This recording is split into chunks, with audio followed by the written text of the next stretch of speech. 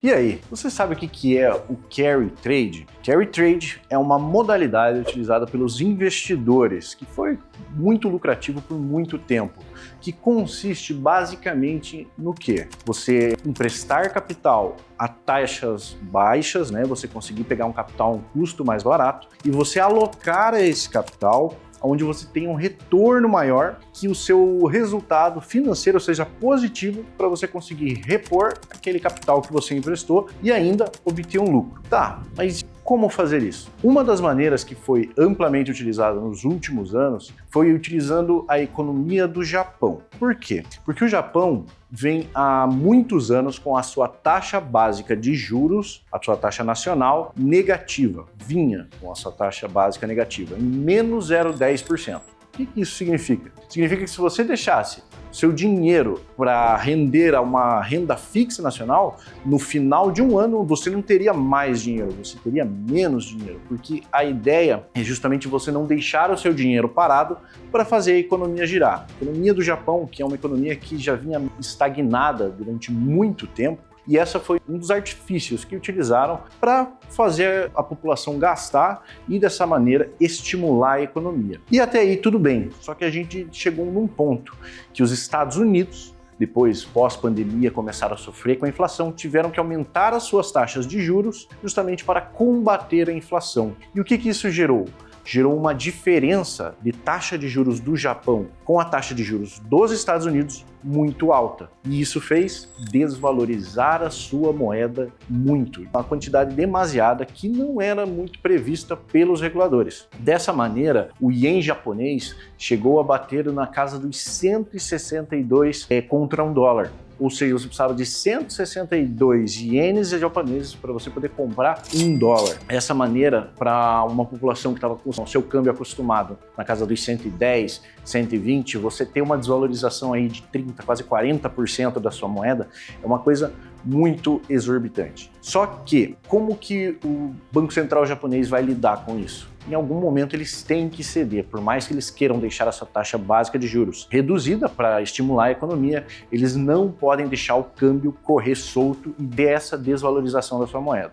O que eles fizeram? Eles ali, meados de março, maio, pegaram e subiram a sua taxa de juros de menos 0,10 para mais 0,10. Opa! Aquela pessoa que emprestava seus capitais em um custo mais barato para pegar e investir em outros investimentos que te traziam um retorno maior, já começa a ter que pagar um pouquinho mais por aquele dinheiro que ela emprestou. Beleza, isso foi um sinal para os mercados. Opa, o Japão está começando a subir essa taxa de juros. Mas quem imaginaria que subiria mais, né? Visto que ficou anos aí com a sua taxa negativa, décadas sem subir sua taxa de juros. Porém, agora, no final de julho, a gente teve novamente o Banco Central japonês aumentando a sua taxa de juros, dessa vez em 0,15, de 0,10 que eles estavam positivos para 0,25.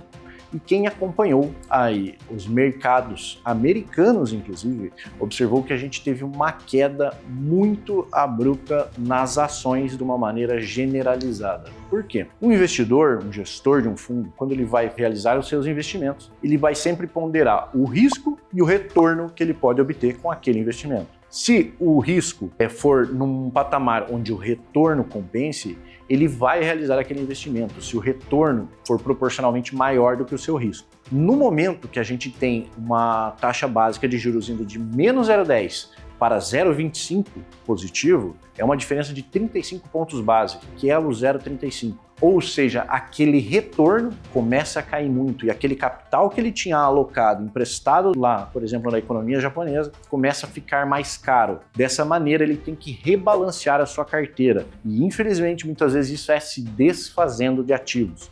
Porque era muito fácil você pegar um capital a menos 0,10 e investir, por exemplo, em umas ações onde você tem retorno em dividendos, percentuais ali anuais só de lucro daquelas empresas. Porém, quando esse risco, ou seja, o custo fica mais alto e você tem que rebalancear a sua carteira, você começa a ter que se desfazer de ativos. E agora foi o que a gente observou no mercado de capitais no final do mês de julho. A gente teve o Nasdaq, que é o índice das 100 maiores empresas de tecnologia dos Estados Unidos, caindo aí dias chegando a 4%. Valores que não é corriqueiro a gente ter esses números, porém a última vez a gente teve em abril. E em julho, meses depois, a gente teve 2 vezes ali no intervalo de 2 semanas. Menos 3,5% e menos 4% são valores muito expressivos aí para um índice do tamanho que é o índice Nasdaq. Querendo ou não, a gente sabe que as empresas de tecnologia nos dias de hoje são as maiores do mundo. Dessa maneira, fica aí em pauta agora como que vai ser esse ciclo do carry trade e qual risco os investidores estão dispostos a tomar. E além do mais, a gente vai ter, além da taxa de juros do Japão sendo elevada aí, como foi, a gente começa a ter em pauta o início do ciclo de corte de taxa de juros dos Estados Unidos. Ou seja, aquela diferença que a gente tinha, que era ampla entre as taxas básicas do Japão e dos Estados Unidos, começa a diminuir, enquanto que uma está subindo e a outra provavelmente vai ter a sua redução aí na reunião do Banco Central Americano em setembro. Ou seja, aquele carry trade, aquela aposta, aquele empréstimo que você fazia um capital mais baixo para alocar a juros mais altos, já não vai estar pagando quanto ele pagava no passado.